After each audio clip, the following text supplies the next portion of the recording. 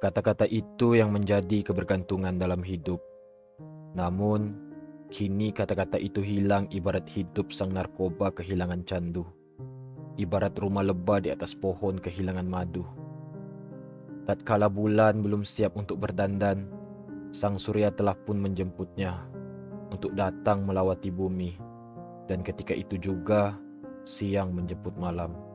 Aku yang dulunya kekar berdiri, tidak kira malam atau siang demi ilmu, kini telah dijemput oleh kehancuran moralistis. Aku yang dulunya mulik, kini berteman dengan kebodohan yang monumental. Di kamar sempit, aku terduduk mengelamun. Bagiku, itu adalah satu pekerjaan yang malar untuk aku kerjakan. Aku terkenang akan aku yang dulu seorang yang tangguh. Aku yang dulu jauh daripada canggung. Aku yang dulu ada pendirian dan mandiri yang utuh, kini bersemadi dengan kehidupan murat-marit yang menyelubung. Cakrabuana berhasil membujuk persuasif. Kutunaikan segala kemahuan. Kusemaikan benih keegoan. Kuhandalkan semua kekayaan. Tanpa ku menyadari, aku sedang berada di dalam najasah. Nafsu-nafsi yang berperan sebagai nakoda telah jauh membawaku tersesat di dalam pelayaran, sehingga kapal kehidupan yang dulunya kunikmati bertukar menjadi sampan keresahan akibat karam di lautan keduniaan.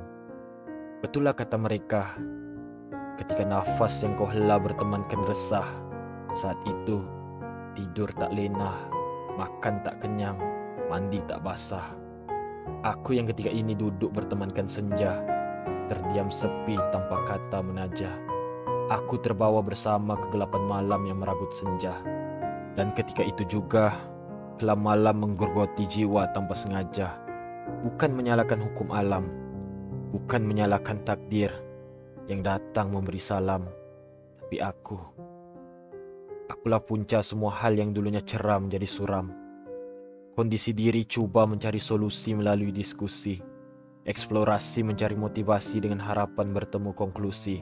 Namun, terpuruk diam sambil gundah semakin mengisi, banyak tak terkira walau digunakan sang kalkulasi. Edmund Feldman 1994 pernah berkata, menilai sesuatu perkara itu dengan 4 perkara: deskripsi, analisis, interpretasi, dan imbangan. Namun, semakin ku menilai, semakin ku kehilangan pertimbangan. Semakin ku mencari, semakin ku kehilangan. Dahulu, aku selalu dilalaikan, dicuaikan dan dialfakan. Semua yang ku inginkan ku dapatkan. Semua yang ku mahukan ku menangkan. Semua yang ditawarkan ku terimakan. Ingat lagi ketika itu, ketika aku yang hidup bermandikan emas bersayapkan uang kertas. Ketika perasaan riak dan bangga meninggi seperti tingginya burung besi terbang di atas. Ketika ego menguasai diri untuk berbuat apa sahaja demi pangkat teratas. Ketika iman jauh tertinggal oleh nafsu yang berada di kedudukan teratas. Ketika itu perintah Tuhan juga sanggup kucantas. Karena ketika itu, aku seperti bertuhankan nilai yang ada pada sang kertas. Aku seperti hidup selesa di pertanaman duniawi. Dapur minor kehidupan kuubah menjadi hotel bukan harga manusiawi. Alkohol, kupu-kupu malam, dan semua hal-hal yang terlarang kunikmati dengan penuh kenikmatan, walau ada yang berbisik coba menghalang. Nalar menjadi nanar, suara hati menjadi tunalaras. Namun betullah kata mereka, setiap perkara cuma pinjaman sementara. Dan di saat aku sadar, jalan untuk ku pulang sudah jauh tersasar. Tiada apa lagi yang bisa kuubah. Hanya ada kata-kata yang kukirimkan buat ibu ayah. Ibu, ayah, anakmu gagal. Pelajaran, pekerjaan, dan semua hal kini tidak lagi total.